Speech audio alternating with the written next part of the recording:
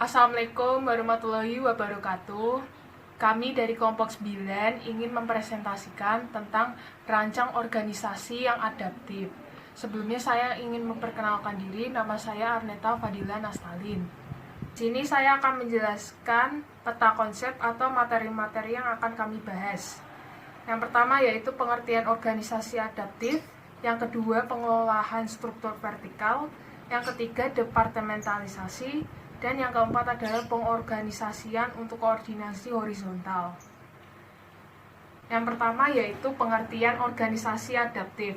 Organisasi adaptif adalah organisasi yang mampu menyesuaikan diri dengan perubahan zaman yang terjadi, atau dengan kata lain, organisasi adaptif adalah organisasi yang memiliki tingkat kepekaan yang cukup tinggi terhadap lingkungan sekitar. Organisasi ini bersifat terbuka karena organisasi ini menerima perubahan zaman dan tergantung pada masukan yang diberi oleh lingkungan kepada organisasi. Yang kedua yaitu pengelolaan struktur vertikal. Proses pengelolaan nantinya akan menciptakan struktur organisasi yang akan menentukan bagaimana tugas-tugas yang akan dibagi dan sumber daya yang akan disebarkan. Struktur organisasi diartikan sebagai berikut. 1. Seperangkat tugas-tugas formal yang diberikan pada individu dan departemen. 2. Hubungan pelaporan formal yang terdiri atas garis pewenang, tanggung jawab dalam pengambilan keputusan, banyaknya tingkat hierarkis, dan cakupan pengendalian manajer. 3. Rancangan sistem untuk menjamin terciptanya koordinasi pegawai yang efektif antar departemen. Karakteristik dari struktur vertikal ditunjukkan dalam peta organisasi, yaitu representasi visual dari sebuah struktur organisasi. Nama saya Latifah Arifiana. Saya akan menjelaskan tentang spesialis kerja, rantai perintah, ruang lingkup manajemen, sentralisasi dan desentralisasi. Pertama, spesialis kerja. Spesialis kerja atau yang sering disebut divisi kerja adalah kader yang digunakan untuk membagi-bagi tugas organisasi menjadi pekerjaan-pekerjaan yang lebih spesifik. Kedua, rantai perintah.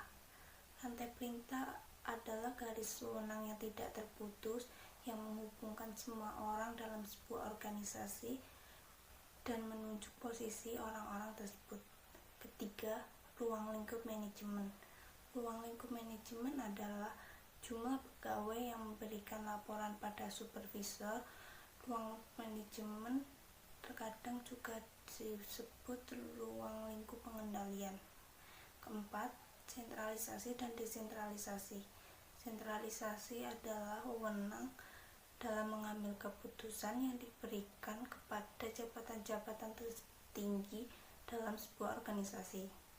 Desentralisasi adalah wewenang dalam mengambil keputusan yang diturunkan pada tingkatan-tingkatan jabatan yang lebih rendah. Faktor-faktor yang mempengaruhi sentralisasi dan desentralisasi adalah 1. Perubahan ketidakpastian lingkungan yang lebih besar biasanya dikaitkan dengan desentralisasi. 2. Jumlah sentralisasi dan desentralisasi harus sesuai dengan strategi perusahaan. Ketiga, pada masa krisis atau di ujung tanduk, wewenang dapat dipegang dengan jabatan sentralisasi. Perkenalkan, nama saya Zainusari Zadwi Ariana. Di sini saya akan menjelaskan tentang departementalisasi.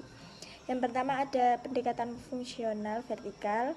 Struktur fungsional adalah pengelompokan jabatan-jabatan ke dalam departemen berdasarkan keterampilan, keahlian, aktivitas, dan sumber daya lainnya yang mewakili satu fungsi yang sama, dikelompokkan ke dalam satu departemen.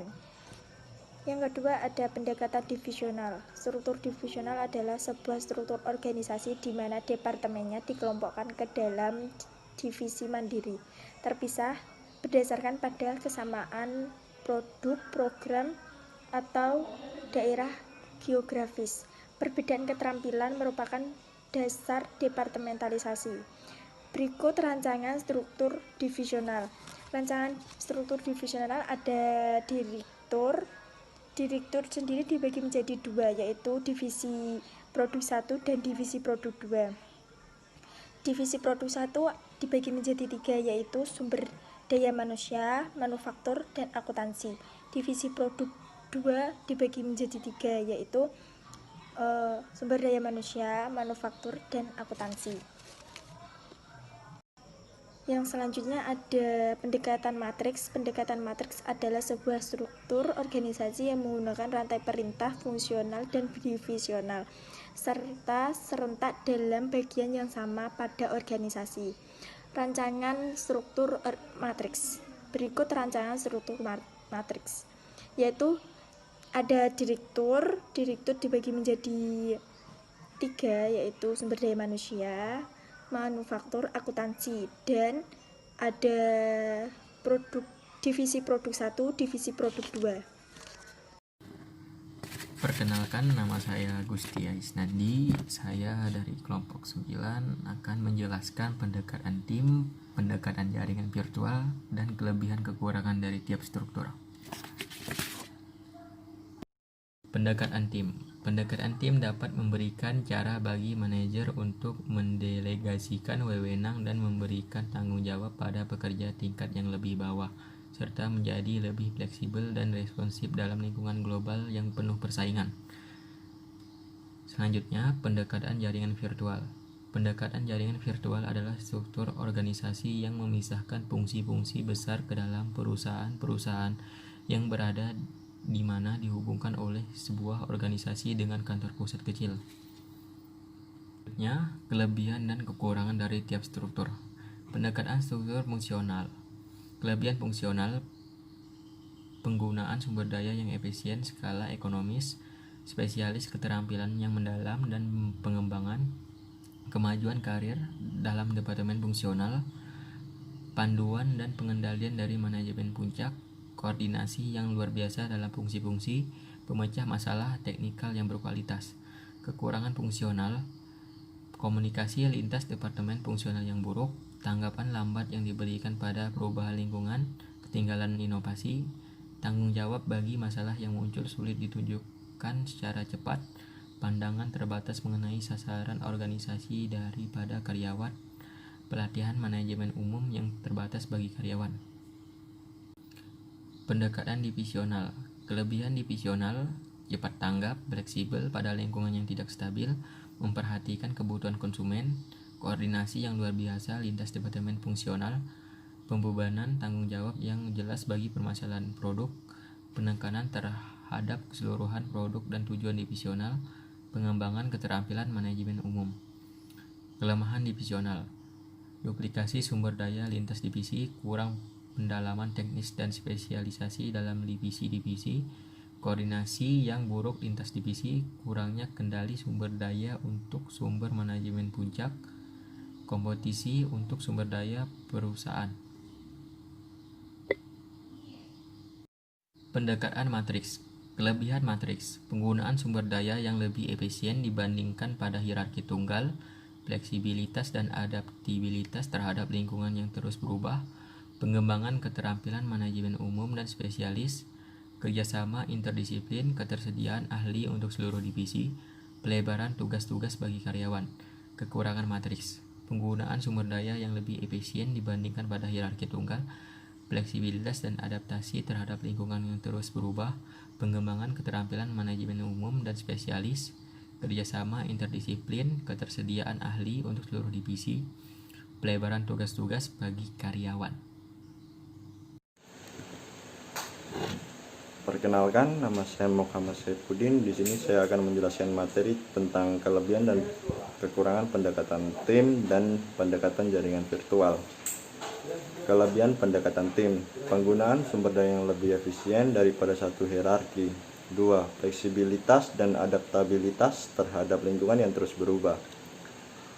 Kerjasama antar fungsi dan kalian tersedia di semua divisi. Kekurangan pendekatan tim: rasa frustasi dan bingung karena adanya rantai perintah rangkap 2, konflik besar antara dua sisi matrik, dan terlalu banyak rapat, lebih banyak diskusi daripada aksi. Kekurangan dan kelebihan pendekatan jaringan virtual.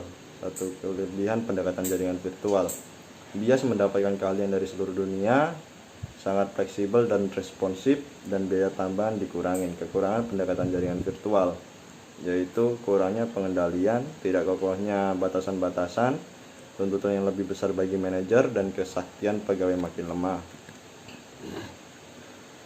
D. Pengorganisasikan untuk koordinasi horizontal. 1. Pentingnya koordinasi. Koordinasi adalah mengacu pada kualitas kolaborasi di antara departemen. 2. Gugus tugas, tim dan manajemen proyek. Gugus tugas adalah tim atau komite sementara yang dibuat untuk menyelesaikan permasalahan jangka pendek yang terdiri atas beberapa departemen. Manajemen proyek adalah orang yang bertanggung jawab untuk mengordinasikan aktivitas beberapa departemen untuk menyelesaikan proyek tertentu. 3.